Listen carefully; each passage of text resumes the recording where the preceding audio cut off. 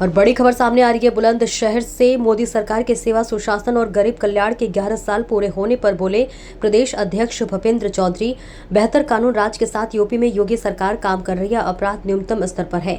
तो वही साल 2012 से 2017 दरमियान प्रदेश में रोज दंगे होते थे, बम विस्फोट होते थे और सरकार दंगाइयों के साथ खड़ी रहती थी। योगी सरकार अपराध और अपराधियों के समूल नष्ट के संकल्प के साथ आगे बढ़ रही है। हमारा ट्रैक रिकॉर्ड और सरकारों से बेहतर है। पीएम मोदी और सीएम योगी की अगुवाई में देश प्रदेश में आम आदमी की बेहतरी के लिए काम हुए हैं। पिछले सरकारों में जहां 1-2 एम्स हुआ करते थे, अब वही यूपी में इसकी संख्या 22 है। हर जिले में मेडिकल कॉलेज हो। सरकार इस संकल्प के साथ आगे बढ़ रही है। ऑपरेशन सिंदूर को लेकर भाजपा प्रदेश अध्यक्ष भूपेंद्र चौधरी ने कहा कि मोदी सरकार आतंक और आतंकवादियों के समूल नाश के लिए संकल्पित है। चाहे एयर स्ट्राइक हो, सर्जिकल स्ट्राइक हो या फिर ऑपरेशन सिंदूर, सभी में आतंक और आतंकियों के ठिकानों को निशाना बनाएगी और सरकार आगे बढ़ रही है। मोहित त्यागी की रिपोर्ट। नेतृत्व में सेवा सुशासन और गरीब कल्याण को समर्पित 11 वर्ष पूरे होने के उपलक्ष्य में भारतीय जनता पार्टी ने एक कार्यक्रम डिजाइन किया है और उस कार्यक्रम के तहत हम लोग अपनी सरकार के कामकाज का लेखा जोखा लेकर हमारी पार्टी के सभी कार्यकर्ता घर घर तक जाएंगे। उसके लिए अभी पीछे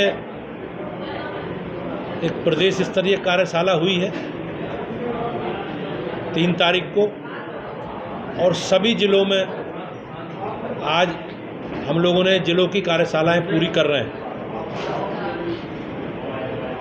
इसी क्रम में माननीय राष्ट्रीय अध्यक्ष जी आदरणीय जेपी नड्डा जी 9 तारीख को दिल्ली में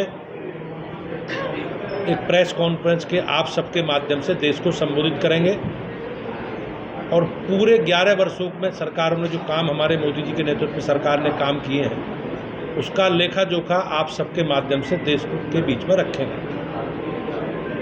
अगले दिन 10 तारीख को जहां जहां भारतीय जनता पार्टी की सरकारें हैं उन सभी राज्यों के माननीय मुख्यमंत्री जी अपनी सरकार का लेखा जोखा 11 वर्ष का माननीय प्रधानमंत्री जी के नेतृत्व में सरकार ने जो काम किए हैं उनका लेखा जोखा आप सबके माध्यम से जनता के बीच में रखेंगे। और जहां जहां हमारी सरकारें नहीं हैं, जिन जिन राज्यों में भाजपा की सरकारें नहीं हैं, वहाँ केंद्र के पार्टी के द्वारा निर्धारित भारत सरकार के माननीय मंत्रीगण उस विषय को, उस अभियान को आगे बढ़ाएं। 11-12 तारीख में हमारे सभी उत्तर प्रदेश से द्वारा नामित हमारे प्रदेश के पदाधिकारी, हमारे संगठन के वरिष्ठ लोग, सरकार के वरिष्ठ मंत्री 11 और 12 तारीख में आप सबके माध्यम से उन क्षेत्रों में अपनी सरकार के अपने कामकाज का लेखा जोखा जनता के बीच में रखेंगे। तो हमने 2 प्रकार से इसमें सोचा है राज्य की ओर से। सभी महानगरों में जो महानगरों के केंद्र हैं जिले के, उनमें 11 तारीख को और शेष जिला केंद्रों पर 12 तारीख को हम सब लोग आपके माध्यम से जनता के बीच में रखेंगे। और 20 तारीख तक लगातार हम लोगों ने मंडल, शक्ति केंद्र, प्रत्येक बूथ पर हम लोगों ने अलग अलग प्रकार के कार्यक्रमों की डिजाइन करने के माध्यम से रोजगारी की समस्या का हल न हो तब तक तो बात बनती सी दिखाई नहीं आ रही गरीब कल्याण की। और जब सुशासन की बात है तो कानून व्यवस्था और भ्रष्टाचार दोनों ही मामले पे सरकार की अगर आप देखेंगे तो हमारी सरकार ने बेहतर कानून के राज के साथ योगी जी की सरकार काम कर रही है। आज अगर आप देखेंगे तो आज अपराध अपने न्यूनतम स्तर पर है।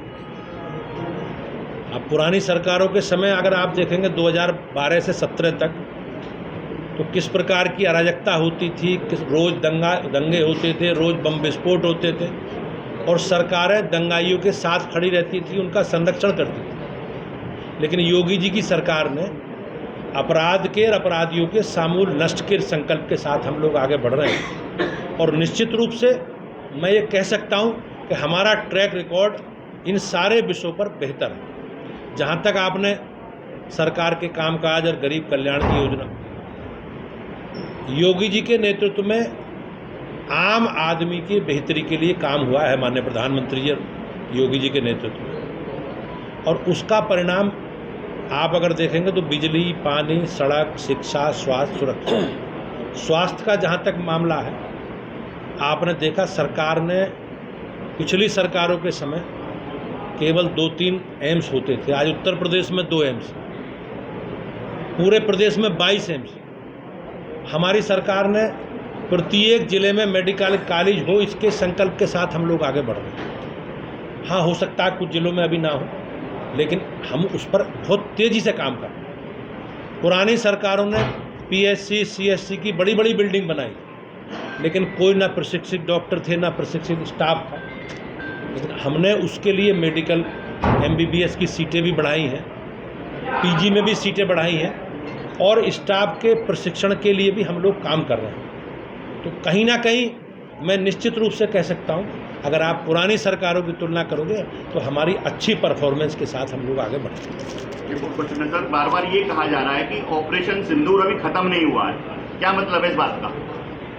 हमारी सरकार और माननीय प्रधानमंत्री जी का जो संकल्प है, आतंकवाद और आतंकवादियों के समूल नष्ट करने का जो हमारा संकल्प है, उस पर हम लोगों ने काम किया है। हमारी सरकार ने, आपने देखा किस प्रकार से, चाहे सर्जिकल स्ट्राइक हो, चाहे एयर स्ट्राइक हो, या ऑपरेशन सिंदूर के माध्यम से जिस प्रकार से आतंकवादियों के ठिकानों को समाप्त करने का काम किया सरकार ने, उस संकल्प के साथ हम लोग आगे बढ़ रहे हैं। और हमारा लिए ये गर्व करने की बात है कि हम आतंकवादियों के समूल नष्ट करने के संकल्प के साथ आगे बढ़ रहे हैं। अगर इस प्रकार की घटनाएं होंगी तो हम निश्चित रूप से उसके खिलाफ कार्रवाई करेंगे।